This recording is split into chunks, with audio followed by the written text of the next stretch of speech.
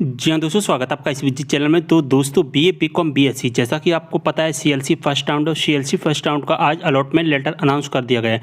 यानी कि CLC first round की आज मेरिट लिस्ट हमारी आ चुकी है। आज कितनी तारीख है? 3 जुलाई है। और 3 जुलाई को आपको पता है कि सीएलसी फर्स्ट राउंड की मेरिट लिस्ट आनी। जैसा कि देख पा रहे हैं, हमने सीएलसी फर्स्ट राउंड का टाइम टेबल यहाँ पर डाउनलोड कर लिया। 19 तारीख को स्टार्ट कर दिया गया, 27 जून तक इसके रजिस्ट्रेशन चॉइस फिलिंग चले थे।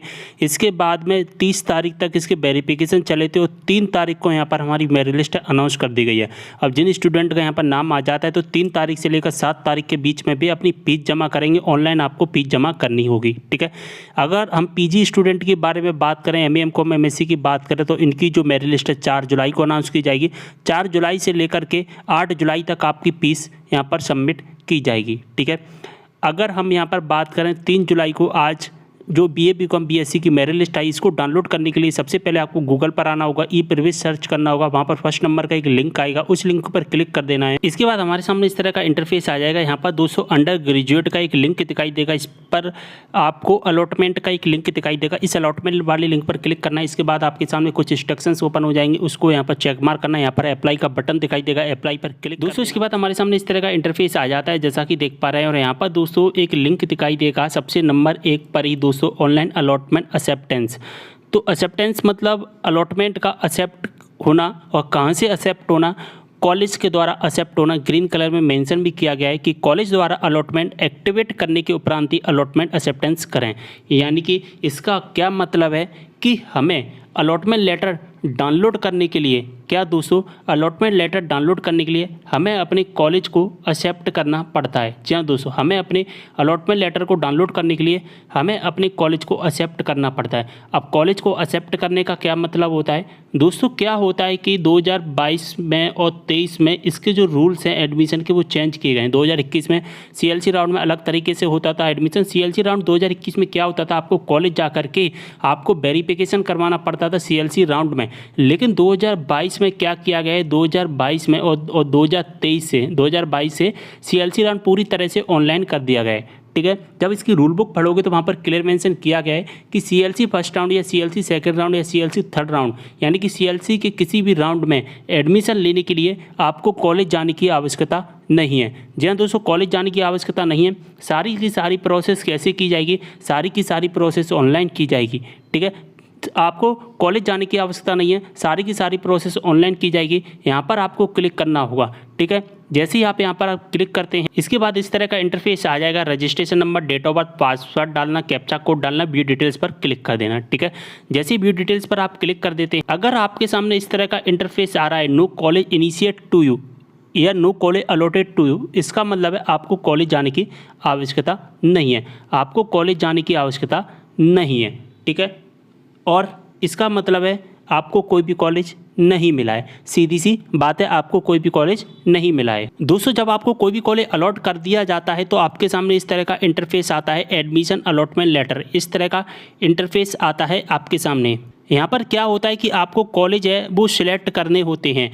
कॉलेज सेलेक्ट करने का क्या मतलब है? इस तरह का इंटरफेस आता है। यहाँ पर स्क्रॉल डाउन करके नीचे आना होता है। आपने चॉइस फिलिंग में 1 college, 2 college, 3 college, 4 college select किए होंगे। अगर आपने 1 कॉलेज सेलेक्ट किया है तो अगर आपको उस कॉलेज में नाम मिल जाता है तो फिर 1 कॉलेज दिखाई देगा। अगर मान के चलिए यहाँ पर आपको 2 कॉलेज दिखाए, 4 कॉलेज भरे, लेकिन उसमें से आपको 2 कॉलेज में एडमिशन मिल गया, ठीक है। आपको क्या मिल गया? आपको दोनों कॉलेज में एडमिशन मिल गया। तो फिर क्या होगा? आपको यहाँ पर 2 कॉलेज दिखाई देंगे। अभी यहाँ पर आपको 1 कॉलेज दिखाई दे रहा है, फिर यहाँ पर 2 कॉलेज आपको दिखाई देने लगेंगे। अब उन दोनों कॉलेज में से आपको जिस कॉलेज में भी एडमिशन लेना होगा, उस कॉलेज में आपको सिलेक्ट करके, उस कॉलेज को सिलेक्ट करके इसके बाद में accept and proceed to allotment confirmation पर क्लिक करना होगा।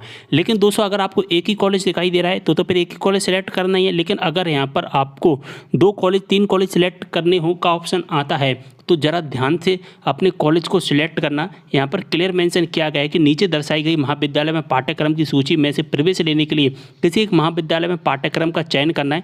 एक बार महाविद्यालय में पाठ्यक्रम का चयन करके आवंटन पत्र प्राप्त करने के पश्चात महाविद्यालय में पाठ्यक्रम में किसी भी प्रकार का संशोधन नहीं होगा। अतः महाविद्यालय में पाठ्यक्रम का चयन सावधानी पूर्वक आपको करना पड़ेगा। जी हाँ दोस्तों, आपको जो भी सिलेक्ट करना है वो सावधानी पूर्वक करना। इसके बाद में accept and proceed to allotment confirmation पर क्लिक कर देना। इसके बाद आपके सामने इस तरह का इंटरफेस आ जाएगा।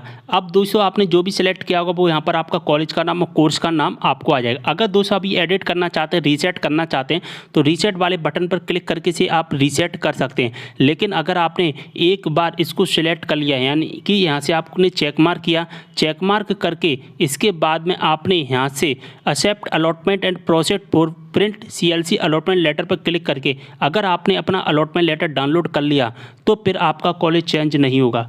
ठीक है, आपको फिर इसी कॉलेज में इसी कोर्स में एडमिशन लेना पड़ेगा। इसके बाद क्या होगा, आपका अलॉटमेंट लेटर डाउनलोड हो जाएगा।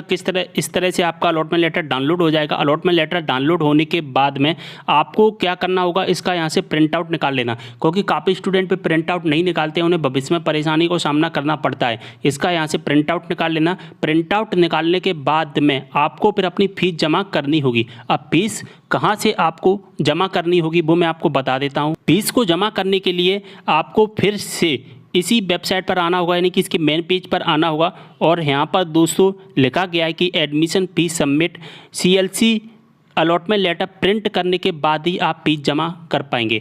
यानी कि आपको अलॉटमेंट लेटर डाउनलोड करना होगा। अलॉटमेंट लेटर डाउनलोड करने के बाद ही आप यहाँ से अपनी फीस जमा कर पाएंगे।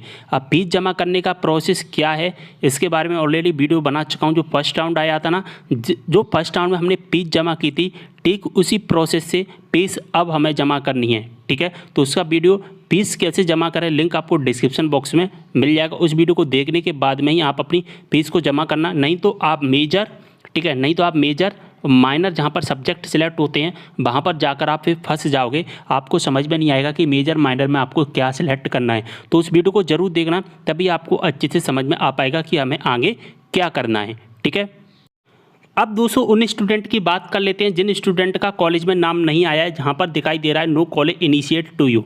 ठीक है, no college initiate to you अगर इस तरह का मैसेज आ रहा है, उनकी थोड़ी सी चर्चा कर लेते हैं, शायद उनको थोड़ी सी हेल्प हो जाए। ठीक है, वैसे शायद ऐसा नहीं होगा, लेकिन करने में क्या जा रहा है, अगर हमारा काम हो रहा है, अगर हमें कॉलेज अलॉट हो रहा है वो काम करने से तो। ठीक है, अब देखिए दोस्तों, जब आप चेक कर रहे हैं तो no college initiate to you दिखा रहा है, इसका मतलब है कॉलेज नहीं मिला है। अगर आप अपना इसका ट्रैक कैंडिडेट स्टेटस चेक करते हैं, यहाँ पर आना होगा आपको ट्रैक कैंडिडेट स्टेटस का, यहाँ पर लिंक दिखाई देगा, इस पर क्लिक करेंगे, आपके सामने एप्लीकेशन नंबर डालने का ऑप्शन आएगा, यहाँ पर डेट ऑफ बर्थ डालने का ऑप्शन आएगा, यहाँ पर कैप्चा कोड डालने का ऑप्शन आएगा। ये तीनों चीज़ें जब आप फिल कर लेते हैं और फिल करने के बाद में अगर आपके सामने डायरेक्टली अगर यहाँ पर अलॉटमेंट पर राइट का निशान आ रहा है तो फिर समझ जाना आपको डायरेक्ट कॉलेज मिल गया है। फिर जो प्रोसेस करनी है वो अभी जो प्रोसेस करनी है वो मैंने आपको बता दी। अगर यहाँ पर डायरेक्टली अलॉटमेंट के नीचे अगर इस तरह का ग्रीन का आइकन लिखा है, ठीक है, इस तरह का ग्रीन का आइकन लिखा है तो फिर समझ जाना आपको कॉलेज मिल गया है, आपको और कोई काम नहीं करना है। ठीक है, डायरेक्ट अलॉटमेंट लेटर डाउनलोड कर लेना। ठीक है, अब इसमें डायरेक्टली अगर आप सबसे नीचे आते हैं तो यहाँ पर कॉलेज लेवल काउंसलिंग का एक स्टेटस आपको दिखाई देगा। कॉलेज लेवल काउंसलिंग का एक स्टेटस आपको दिखाई देता है और इस स्टेटस में आपने चॉइस फिलिंग के टाइम पर जो भी कॉलेज सेलेक्ट किए थे वो और आपकी 12th क्लास की जो परसेंट होती है, इफेक्टिव परसेंट, वो आपको दिखाई देती है। और यहाँ पर स्टेटस में कुछ भी नहीं दिखाई देता है, अलॉटमेंट राउंड में भी आपको कुछ भी नहीं दिखाई देता है। अब दोस्तों आप एक काम करना दोस्तों, अगर काम करने से अगर आपको कॉलेज अलॉट हो जाता है तो अच्छी बात है। देखिए दोस्तों क्या होता है, कॉलेज लेवल काउंसलिंग का मतलब ही होता है कॉलेज लेवल काउंसलिंग कॉलेज के द्वारा। ठीक है, अभी कॉलेज वाले क्या करते हैं, पहले से तो मेरिट लिस्ट तैयार करके रखते हैं, लेकिन कुछ सीटें रिक्त रह जाती हैं, खाली रह जाती हैं, तो कॉलेज वाले क्या करेंगे, अपने कंप्यूटर से वेरीफाई करके आपका अलॉटमेंट लेटर अनाउंस कर सकते हैं। जी हाँ दोस्तों, बस आप क्या करना, एक बार कॉलेज से जाकर कॉन्टैक्ट कर लेना। ठीक है, आपका इफेक्टिव परसेंट अगर इस तरह से जो कॉलेज लेवल काउंसलिंग स्टेटस में दिखा रहा होगा तो आप एक काम करना, आप अपने कॉलेज से जाकर कंप्यूटर ऑपरेटर से एक बार कांटेक्ट कर लेना कि हमारा अलॉटमेंट लेटर नहीं आया है, प्लीज़ आप इसे अलॉटमेंट लेटर को यहाँ पर वेरीफाई करके अप्रूव कर दीजिए और हमें जो कि अलॉटमेंट लेटर डाउनलोड करने का लिंक प्रोवाइड करवा दीजिए। क्योंकि दोस्तों यहाँ पर क्लियर मेंशन लिखा गया है कि कॉलेज के द्वारा अलॉटमेंट एक्टिव करने के बाद ही हमारा अलॉटमेंट एक्सेप्टेंस होता है। तो इसलिए दोस्तों मैं आपसे कह रहा हूँ, अगर आपका नो कॉलेज इनिशिएट दिखाई दे रहा है तो एक बार कॉलेज से कॉन्टैक्ट जरूर कर लीजिए। अगर आपकी हेल्प हो जाती है तो अच्छी बात है। अगर आपने एक कॉलेज सेलेक्ट किया होगा तो आपका इस तरह का आपको दिखाई देगा, आपकी 12th क्लास की परसेंट वगैरह ये सभी चीज़ें दिखाई देती हैं। लेकिन अगर आपको कॉलेज अलॉट हो तो फिर आपको कुछ करने की आवश्यकता होती ही नहीं है। देखिए, अगर आपको सीएलसी राउंड में कॉलेज अलॉट हो जाता है, अभी मैंने आपको बताया था कि यहाँ पर ग्रीन कलर का आइकन आ जाता है। अगर आपको बाय डिफॉल्ट अगर कॉलेज अलॉट हो रहा है तो यहाँ पर ग्रीन कलर का आइकन आ जाता है। और अगर हम इसमें सबसे नीचे आते हैं, सबसे नीचे में जूम करके दिखा देता हूँ, अगर हम यहाँ पर सबसे नीचे आते हैं तो आपकी जो परसेंटेज वगैरह वो होती है वो दिखाई दे जाती है। और आपने चॉइस फिलिंग के टाइम पर जो कॉलेज सेलेक्ट किए थे वो दिखाई दे जाएंगे। और आपको जो कॉलेज अलॉट किया जाता है उस कॉलेज का यहाँ पर स्टेटस दिखाई दे जाता है। अभी स्टेटस हमको 0 दिखाई दे रहा था, यहाँ पर दिखाई दे रहा है अलॉटेड इनिशिएट बाय कॉलेज, यानी कि कॉलेज के द्वारा इनिशिएट कर दिया गया है। ठीक है, तो वही मैं आपसे कह रहा हूँ कि इनिशिएट आपका कॉलेज से हो जाता है, यानी कि लिंक एक्टिवेट कर सकते हैं कॉलेज वाले अगर चाहें तो आप एक बार कॉन्टैक्ट कर लेना। ठीक है, और यहाँ पर लिखा गया है कि अलॉटमेंट राउंड कौन सा है, सीएलसी राउंड। तो इनिशिएट बाय कॉलेज यानी कि अलॉटमेंट इनिशिएट कॉलेज के द्वारा होता है।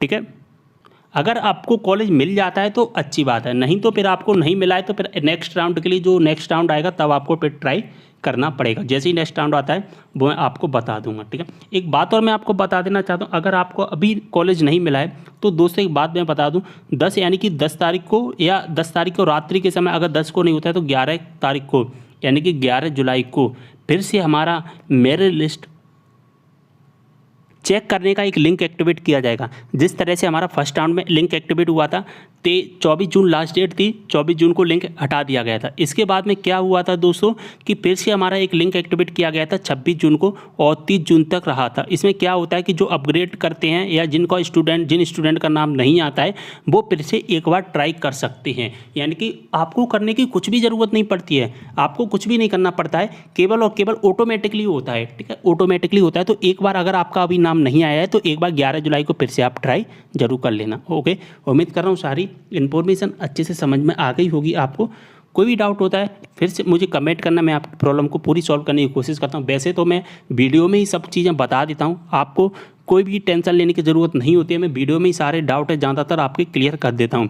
लेकिन अगर आपके मन में फिर भी कोई भी डाउट रह जाता है तो आप मुझे कमेंट्स के माध्यम से पूछ सकते हैं। आप दोस्तों जिनका नाम आ गया है तो कमेंट करके ज़रूर बता देना मुझे, जिससे मुझे भी पता चल जाएगा। अगर आपका कॉलेज में नाम नहीं आया है तो भी कमेंट करके ज़रूर बता देना। और जिनका नाम आ गया है तो जल्दी से अपनी फीस जमा कर देना। फीस कैसे जमा करना है उसके बारे में कंप्लीट वीडियो बना चुका हूँ, लिंक आपको डिस्क्रिप्शन बॉक्स में मिल जाएगा। सारी जानकारी समझ में आ गई होगी, वीडियो को शेयर कर देना है। मिलते अगली वीडियो में एक और जानकारी के साथ, तब तक लिए बाय।